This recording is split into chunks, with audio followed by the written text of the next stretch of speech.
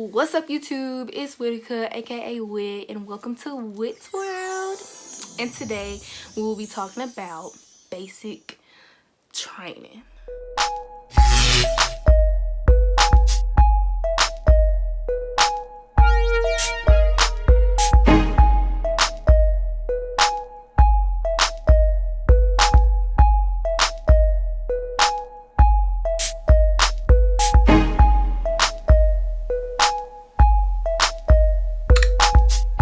Home, everybody's been asking me like, how's basic training? I've been thinking about doing this, I've been thinking about doing that. What do I do? What do I expect? Let me put this out there. I am not active duty. I am in Alabama National Guard, and it has its pros and cons. I left for basic training February of 2020. I was supposed to leave August of 2019. My weight was out of whack, so I got pushed back to February 2020. I left February 17th. I got shipped out. I went to Fort Jackson in South Carolina, and it was eventful. Looking back, would I go back and do basic again? Yes. Now, before I get started telling my story, telling my basic training experience, just because my experience was this way does not mean that your experience is going to be this way. You know, everybody has their own experience. So we get there, it's like late. It's nighttime, y'all. Like, it's time to go to bed. Like, we get there, we go in, and we had this one girl that took it as a joke already. Like, you could tell she was gonna be the one to get everybody messed up. She had her phone out. She was like, she put everybody on Snapchat, y'all. I swear to God, we finna get messed up already, y'all. So there was this tall drill sergeant. He was tall, and he had like this he had an accent, and he came in, he dropped us like that. He dropped us. Get down, friendly arrest position. Oof. Anything that you got smell good, lotions, cards, drinks, chips to eat, anything like that, they throw it away. It's gonna get thrown away. You ain't gonna never see it again, ever. You get issued all your stuff. Your uniforms, your PTs, everything. And then we did the boots, I think, the next day. Anywho, your first night, you're not gonna get any sleep. Like, the next day, reception was cool. Like, they gave us our sheets and stuff. They was like, all right, I guess y'all better get some sleep because y'all got a long day tomorrow. But I said we got like an hour of sleep, like an hour maybe. And some people don't sleep because you just, your mind's in 100 different places. Like, what did I get myself into? Reception, you do all your paperwork, you know, your pay, all that stuff. You set all that stuff up. You get your boots, you get uniform, you get all that stuff. Now the rest of the days in reception was cool. You sleep, you go eat, and you go back, and you just do it for however long you're gonna be there. I think I was there like 4 days, and I had already met some cool girls. Like, I almost got into a fight at reception. Like, some females just be ready to buck. You know what I'm saying? Different backgrounds. You got all these different people. You have to be able to adapt. You have to be able to talk. People get offended because of the way you talk, because where you from. Like, yeah, it get real. So, like I said, just be ready for that. Anywho, the day comes where we go to like our battalions and all that stuff, our companies. I just remember we woke up, they was like, all right, y'all leaving today. We packed all our stuff, and you know, when you like excited, like your adrenaline is going, like you like, oh, it's about to get real, let's go, like we about to go. Yeah, fun and games until you load up on that bus. I was with my battle, and she was beside me, and we was holding hands praying. Laundry bags, you're gonna put all your other bags on the truck, and you're gonna have your laundry bag, and they're gonna tell you what to put in each bag. They're gonna tell you what to put in what, so it could be heavy enough, so it could be, you know what I'm saying. We was on the bus, and he told us, he said, put your heads in your laundry bags, don't look at my windows, don't try to sightsee, because that's not what you are here for. Like, start. So we was on the bus. I just remember me and my battle holding hands, like, oh my God, what did we do? What did we do? What did I sign up for? Like, why am I doing this? And me, I like to sightsee, so I'm just peeking, like, trying to see out the window like, where we at? Where we at? We finally got there, and we stopped moving. The bus stopped moving. And next thing you know, he came on that bus and was like, get off my mother bleeping bus, get off my bus, hurry up, blah, blah, blah. Jumping over the seats, y'all, jumping over the seats. And to me, it was funny. To me, it was funny, but to other people, it's like, ah. Like, that's happening. We running with our laundry bags, like, it wasn't that long, but it was long. And so we running, and they're just like, the whole time you got drill sergeants lined up like pit stops, like in a marathon. And they're like, hurry up, get there, hurry up, blah, blah, blah, blah.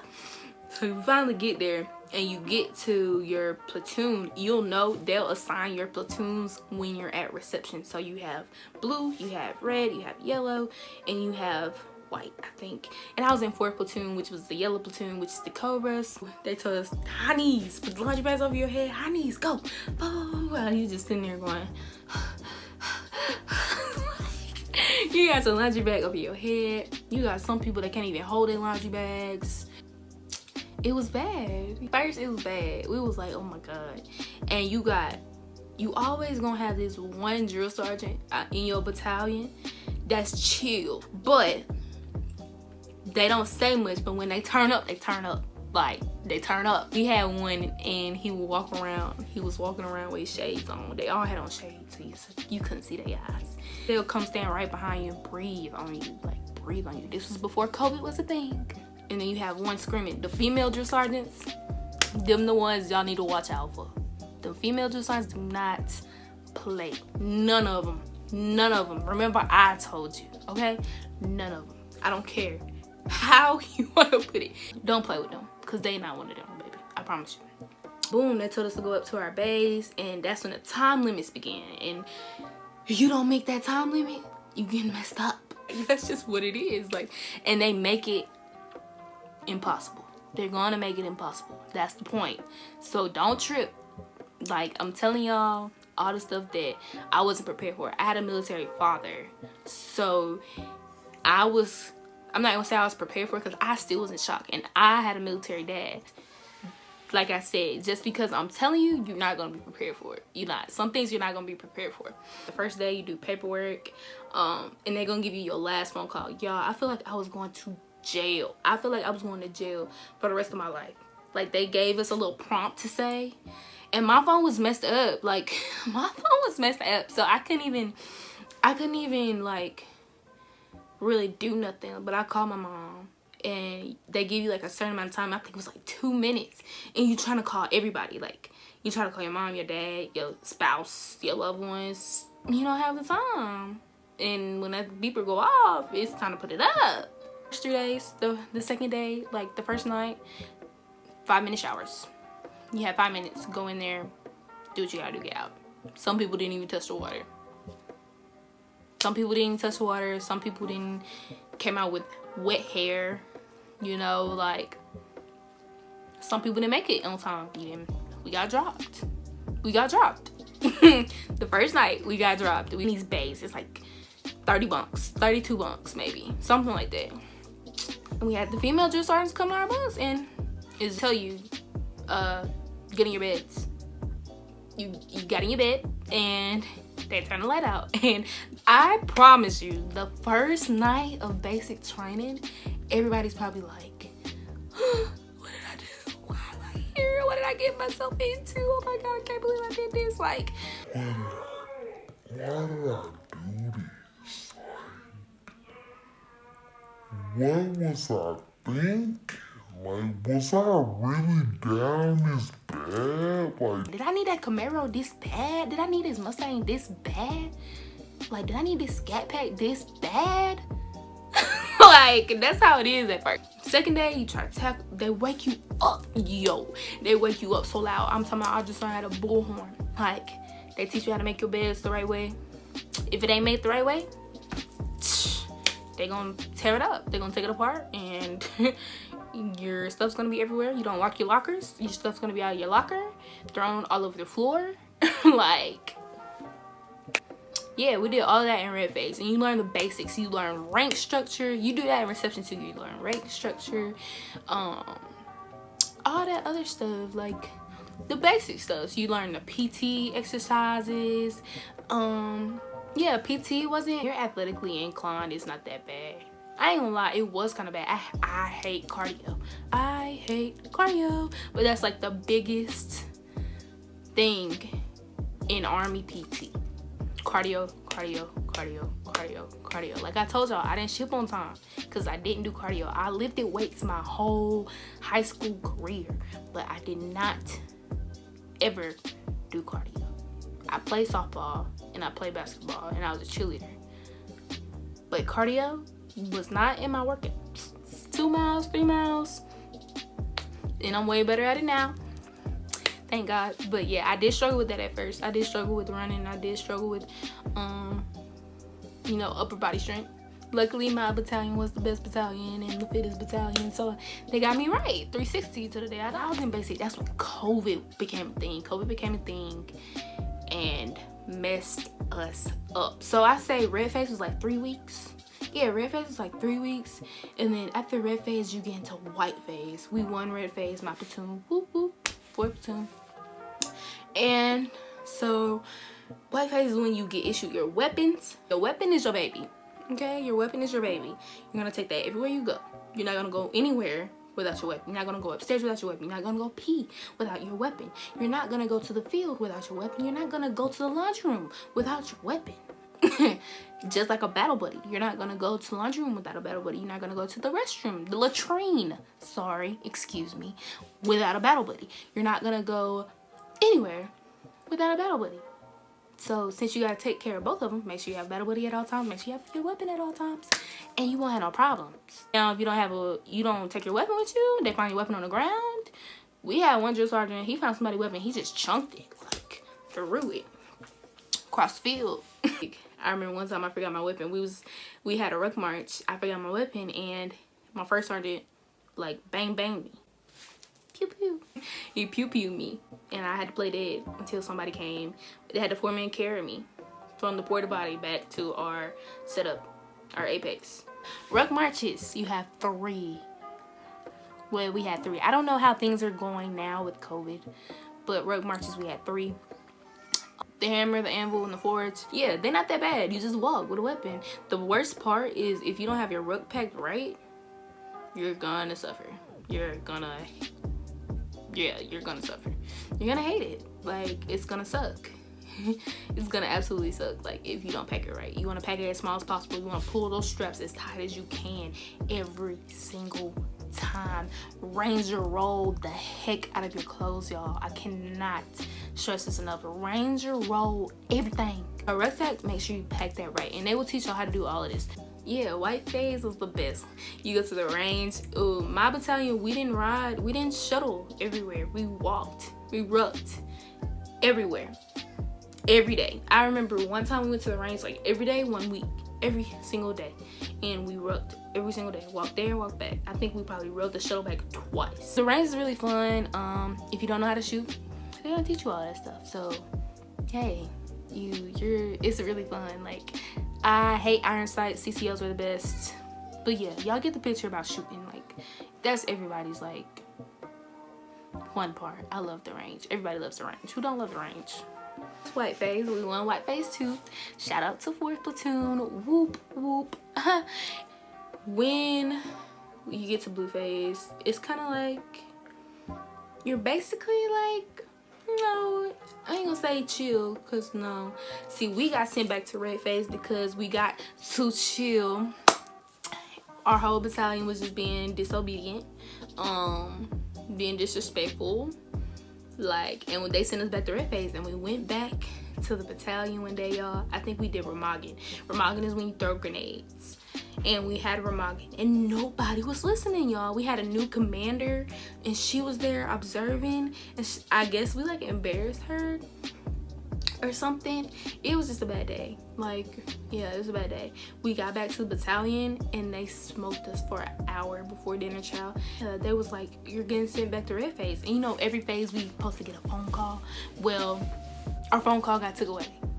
And our poor commander, we did not like her. Like, after that, we didn't like her after that. We was just like, are you serious? Like, you know we wanted that phone call. You know we needed that phone call, right? You know we needed that. Like, you know we want to talk to our family. Like, what's wrong with you? Like, but we were being disrespectful, so I can see why. Every drill sergeant is different. Every platoon is different. Every person is different. So, different things happen for different platoons. My platoon was well disciplined, so we got our phone call because our drill sergeants thought we deserved it. Other platoons, let's just say they got a phone call, but it wasn't that long. So yeah, as far as chow, okay, so let me get into chow. I am a very picky eater. I do not eat a lot of things. There are a lot of things I don't eat. I'm not even gonna get into what I don't eat because y'all gonna look at me like, what the world, are you human? And yeah, so the first time we went to chow, you have drill sergeant screaming in the chow hall. This was when COVID wasn't a thing, guys. We got there when COVID was a thing, so bear with me, okay? I'm trying to, my memory's like all over the place. Out there when COVID wasn't a thing, and we ate in the chow hall, and you have to do facing movements in the chow hall, about face to go down the line with your food, like get your food. You have to yell at the servers what you want, like walk in, and when you walk with your cups, you walk with them like this because this is how you hold your grenades in Ramadan. So you're gonna walk like this. You walk like this with your cups when you get them, and then you sit down and eat. We couldn't talk in the chow hall. Wasn't supposed to talk at chow, period. Like after like we stopped eating at the chow hall.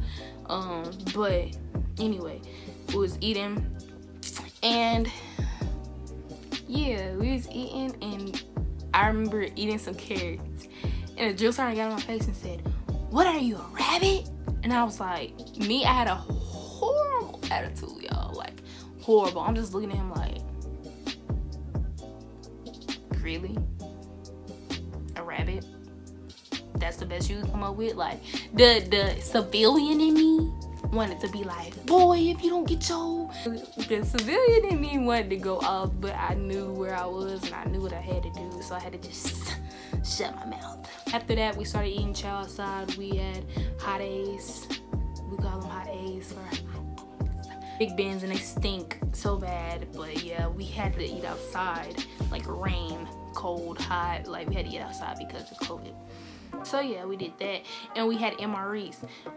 Oh, guys, MREs suck. Some of them, okay? Some of them are good. Like, I have a few that I like the pizza one, the ravioli one. Beef stew is okay. But the first one I had, my first day, we had MREs for lunch. We had MREs for lunch. Y'all, when I tell y'all that those were the worst, the absolute worst. It was the absolute worst meal I've ever had in my life. Ever in my life. And it was like Japanese something. I don't know what it was, but it was like slimy. Like, and at the time, we just trying to eat because you got a time limit. So we just like, okay. So I don't even try stuff. My mind is not open. My taste buds aren't open to new things. And I remember putting that stuff in my mouth, and it was just processed and gooey, and I almost gagged. I gagged, and I was like, I can't do it, and I just ate like the crackers out the MREs. Not gonna be able to pick your MRE. Why? Because if everybody picked, everybody won't be satisfied. So you just have to get what you get and see if somebody want to trade with you. 9 times out of 10, somebody will trade with you because they don't like what they got either. So brings me to my next topic, y'all. Contraband. You be starving at night, okay? You're gonna starve at night, and you're gonna want to sneak stuff. We used to put stuff in our camel bag, put stuff in our pockets, like to take to the bay, and you're not supposed to. You sign a form that tells you that you're not supposed to do that. Well, anyway, everybody in the bay had contraband. We got juice pouches, we got everything. Females was always on point, okay? We was discreet with it. The males, yeah, they wasn't too discreet. And you're gonna have a contraband check one day. Everybody has a contraband check, and they're gonna check for contraband. And when we had our contraband check, we stood outside for like from morning to lunch, or after lunch actually. We stood outside all day, information all day, and they was calling us up bay by bay. And they came out every time they went into a bay. They came out with big trash bags like they was Santa Claus. Came back down with a bag full of contraband and emptied it out, and they just piled all our contraband up in the middle of the CTA. And we was just like, shit, everybody had contraband. We was just trying to see who had the most. Like, we was hiding stuff in Tide Pod bags. Like, we wasn't playing. Like, we was trying to figure that stuff out. CQ is an hour. Sometimes we'd have to pull it. Sometimes they put like 6 of us on CQ at one time. They did 8 at one time. You're gonna have some nights where you have to do it in full battle rattle, like with pads on, elbow pads, knee pads, helmet, like all that stuff on weapon. Like, yeah, you're gonna have random NCOs come in your bay while you're sleeping that's not even from your battalion, and if they don't like what they see or somebody's not doing what they're supposed to do, they're gonna wake you up. I woke up I think twice in a female bay. One female was like half dressed. She was like half PT, half OCP. Like, what's up? You're gonna get us messed up. And she was asleep at the front. What are you doing? I gotta sleep on CQ. Don't go to sleep on CQ. Do what you're supposed to do. Do your cleaning duty, because at the end of the day, it's for your well-being. Clean what you have to clean. Like, just do it. It's not that bad. Like, for an hour, it could always be worse. That's that. But no, y'all, basic training taught me a lot as a person, taught me a lot as a soldier, taught me a lot as a civilian. And I always tell people, if I could go back to basic training, I most definitely would, if they paid me and if it was with the same people. Because my battles, I have battles that I love dearly.